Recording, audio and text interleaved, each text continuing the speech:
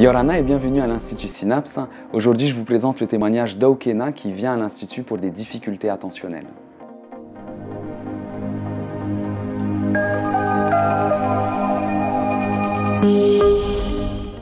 Lorsqu'il était avec une maîtresse l'année dernière, elle avait décelé un trouble de l'attention. Donc moi, de mon côté, en fait, j'avais fait mes petites recherches.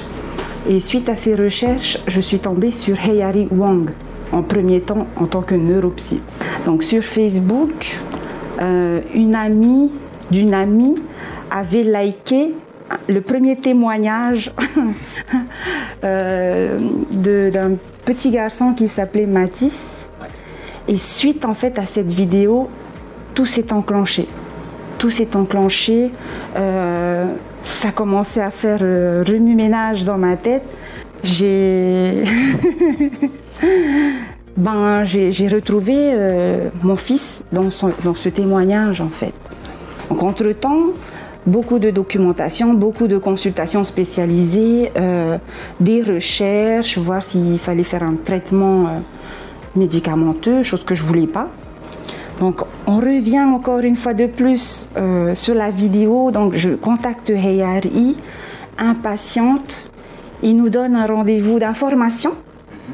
Et suite au rendez-vous, tu as toutes les questions qui deviennent un peu plus claires, qui deviennent beaucoup plus claires parce que on n'avait pas encore commencé les séances, mais que je revoyais, que je voyais en fait des solutions pour mon fils. Actuellement, il y a un grand débat sur le trouble de l'attention, ce qu'on appelle le TDAH, trouble déficitaire de l'attention avec ou sans hyperactivité.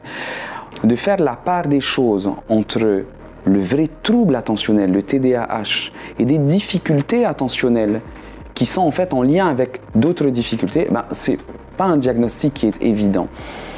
C'est un diagnostic, le TDAH, qui est clinique, hein, c'est-à-dire il faut observer dans la vie de tous les jours chez l'enfant des difficultés d'attention avec ou sans hyperactivité. Donc il faut passer un peu de temps avec l'enfant.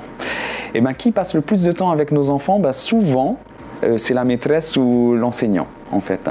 Ensuite, les parents, mais les parents, ils sont souvent pris dans la vie active. Hein. Je rentre à la maison après une journée de 8 heures de travail, je dois aller faire des courses, faire à manger, etc. Donc c'est vrai que l'information qui sera relayée par l'enseignant c'est souvent des informations qui sont importantes dans la prise de décision et le diagnostic de ces difficultés, de ce trouble neurologique. Il ne pouvait pas se mettre à jouer avec un enfant que son impulsivité prenait le dessus. Il commençait à limite être violent parce que quand ça ne lui plaisait pas, il devenait méchant, il commençait à taper et tout. J'étais très méchant, je n'écoutais pas les gens comme là, mais ça va mieux, ça va mieux. Ça a commencé par la régulation du sommeil, en premier temps.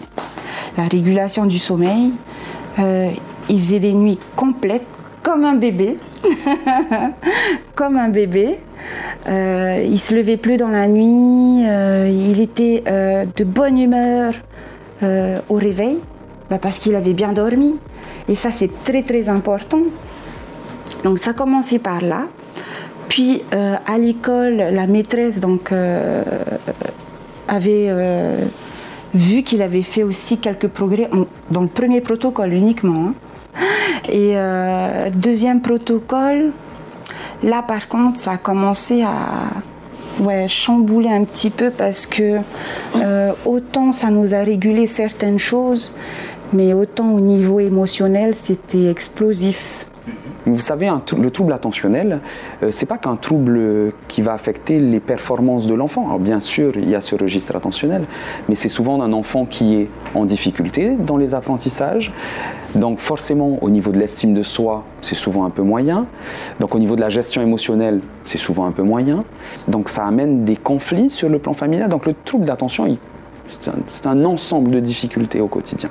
Le premier protocole d'Aukena, il a permis de renforcer ses ressources attentionnelles. Après, encore une fois, c'est un apprentissage, c'est-à-dire que lors du premier protocole, Aukena, il a gagné en estime de lui-même, il a gagné en ressources attentionnelles, ça a facilité les apprentissages, mais j'ai quand même chamboulé plusieurs années de fonctionnement.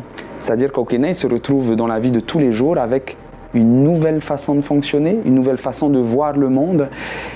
Ça veut dire qu'il faut apprendre à avoir un nouveau regard sur le monde. Et donc, ça chamboule beaucoup de choses. Et effectivement, à la fin de ce premier protocole, est apparu des modifications un peu sur le plan intrafamilial, j'aurais tendance à dire, où Okena avait des difficultés dans la gestion de ses émotions, un regard différent sur les apprentissages. Et donc, il a fallu rentrer dans un nouvel accompagnement, j'aurais tendance à dire. Et donc, une fois qu'on guide Okena, mais effectivement, les choses, elles s'améliorent ensuite petit à petit. Et donc, le troisième protocole, il a permis de consolider tous ces bénéfices et de faire en sorte que les choses se maintiennent dans le temps, convenablement. Troisième, nickel. Tout est revenu à la normale, je te promets. Ça a été le miracle de 2021. Autant ça a été une année difficile, mais ça a été notre miracle 2021. Là, l'année scolaire a changé, donc il est passé en CM1. Impulsivité, ça va aussi. Attentionnel aussi, c'est nickel. Il nous rapporte des bonnes notes. C'est encore du travail, hein? Je te l'accorde. Hein? C'est encore du travail, mais franchement, on est satisfait. Fin du troisième protocole, ils ont fini à quelques semaines tous les différents protocoles d'accompagnement en neurofeedback. Okena reviendra dans 6 mois pour son évaluation post-entraînement pour voir un peu la stabilité de ses bénéfices. Okena a vraiment bien évolué tant sur le plan, j'aurais tendance à dire, comportemental, émotionnel, que sur ses performances cognitives et notamment sur le plan intentionnel. Je discutais en coulisses avec le papa juste avant le témoignage et il me dit mais maintenant Okena, les notes, ça n'a plus rien à voir. Donc je suis content, ça veut dire que les bénéfices que l'on a pu observer pendant les séances, elles se généralisent au quotidien. Vous savez, d'avoir un nouveau fonctionnement cérébral, c'est bien, mais moi ce que je veux, c'est que dans la vie de tous les jours, les choses changent et je suis content d'entendre que finalement, tout est en train de se modifier. Mais encore une fois, le neurofeedback est une clé. Okena, il a bénéficié d'autres suivis, un suivi avec une orthophoniste, avec un accompagnement bienveillant de la part de ses parents. C'est cette globalité, cette prise en charge globale qui va permettre de favoriser une évolution positive pour chacun de nos enfants. Aujourd'hui, on dirait que je suis... C'est pas moi qu'il faut demander ça. C'est à moi? Oui, je sais pas. Moi, je peux pas me voir, je peux pas enlever mes yeux pour me regarder. Mais comment tu te trouves, toi, maintenant? Je sais pas. Gentil, plus gentil. Que je travaille mieux à l'école. Je suis plus attentif. Est-ce que tu te sens mieux maintenant? Oui. Oui? Plus apaisé? Oui. Oui. Je dirais qu'on était beaucoup dans l'appréhension parce qu'on ne connaît pas l'équipe. On entre à l'institut, on voit plusieurs personnes qui arrivent en même temps. Ça chamboule un peu. Donc Hayari nous reçoit, nickel, avec beaucoup de douceur et de bienveillance. Et on se dit, bon, l'équipe est pareille. Et effectivement, toute l'équipe sont toutes aussi bienveillantes l'une comme l'autre, quoi. Vraiment. Dans cette méthode d'accompagnement, les études ont montré des différences en termes de bénéfices en fonction des difficultés initiales. Là où on a montré le plus de résultats, c'est dans la prise en charge du trouble déficitaire de l'attention, avec ou sans hyperactivité. Le neurofeedback est une méthode non médicamenteuse qui va permettre de réguler ce fonctionnement cérébral et d'augmenter les ressources cognitives, la gestion émotionnelle.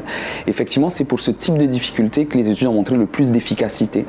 Donc oui, c'est dans ce type de prise en charge où je m'attends à voir un vrai jour et nuit, un avant-après. Et je suis vraiment content. Et Okena, on est la preuve même, hein, c'est-à-dire finalement un travail acharné vient à bout de tout, comme on dit. Oui, bien sûr, ça a changé notre vie. On est beaucoup plus apaisé. Il est beaucoup plus apaisé. Donc quand on voit son enfant apaisé, ça ne peut que apaiser les parents. Ben, j'ai bien résumé, non? Oui. Ça fait plus que 2 phrases.